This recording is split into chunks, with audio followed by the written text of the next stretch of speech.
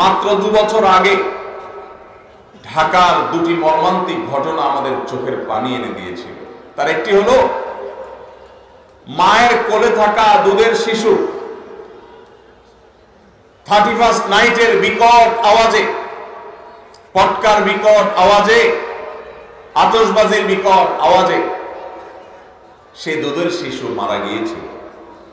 বিষয়টা আদালত পর্যন্ত গড়িয়েছিল, কিন্তু বিচারহীনতার এই দেশে ওই ঘটনার দায় কাউকে নিতে দেখা যায়নি, কাউকে কোনো দোষী সাব্যস্ত করতে দেখা যায়নি।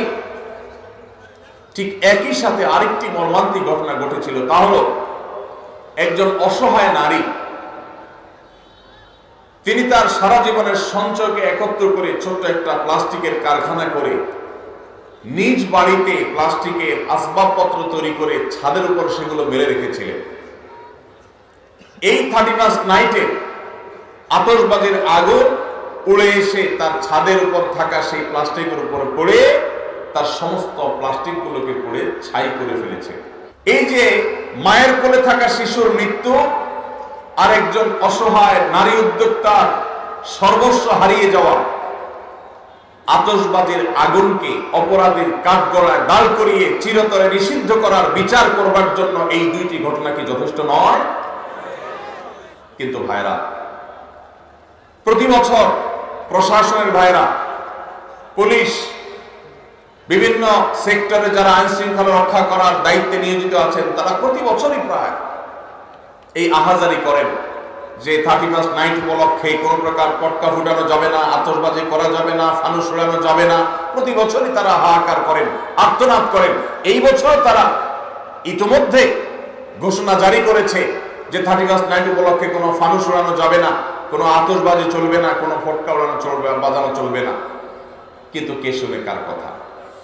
ঢাকার মতো, চট্টগ্রামের মতো এবং অন্যান্য বড় বড় জেলা শহরগুলো যেগুলো আছে, সমস্ত শহরের মতো যেই জায়গাগুলোতে বৈদ্যুতিক তার আমাদের মাথার উপরে জালের মতো বিছানো আছে, এই আতশবাজির আগুন যেই কোনো সময়, যেই কোনো এলাকায় শত শত হাজারো মানুষের আগুনে পড়ে ছাই হওয়ার কারণ হওয়ার আগেই এই 31st নাইটের এই অপসংস্কৃতিকে ঝেঁটিয়ে আমাদের সমাজ থেকে বিদায় করতে হবে।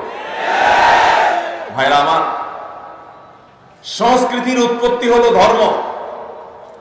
সংস্কৃতি কখনো অঞ্চল ভিত্তিক হয়, ভাষা ভিত্তিক হয়, ধর্ম ভিত্তিক হয়, কিন্তু এই 31st নাইটের এই কালচার, এটা কোনো ধর্মের মানুষের ধর্মীয় কালচার নয়, এটা এই মাটি এবং এই দেশেরও কালচার নয়।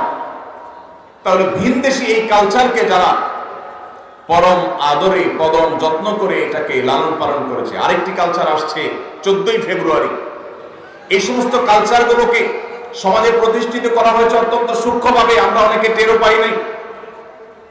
ভাইরা আমার, বিনোদনের নামে, নাটক সিনেমার নামে এই দেশে বিবাহ বহির্ভূত হারাম সম্পর্ক, যেটা এই দেশে আইনত অপরাধ, এদেশের মানুষের ধর্মীয় বিশ্বাসে যেটি অপরাধ, প্রচলিত আইনে যেটা অপরাধ, সেটাকে বৃদ্ধাঙ্গুলি দেখিয়ে প্রতিনিয়ত নাটক সিনেমাতে বিবাহ বহির্ভূত সম্পর্ককে নানাভাবে প্রমোট করা হয়েছে, এটাকে নানাভাবে প্রতিষ্ঠিত করা হয়েছে। বিষয়টা এখন কোন পর্যায়ে গেছে? সোশ্যাল মিডিয়াতে যারা বিচরণ করেন তারা জানেন, মুসলমানের সন্তানরা বফ গফ, বয়ফ্রেন্ড গার্লফ্রেন্ড বলে পরিচয় দিতে ন্যূনতম কোনো হেজিটেশন, ন্যূনতম কোনো অস্বস্তি বা ন্যূনতম কোনো লজ্জা বা কুণ্ঠাবোধ করে না।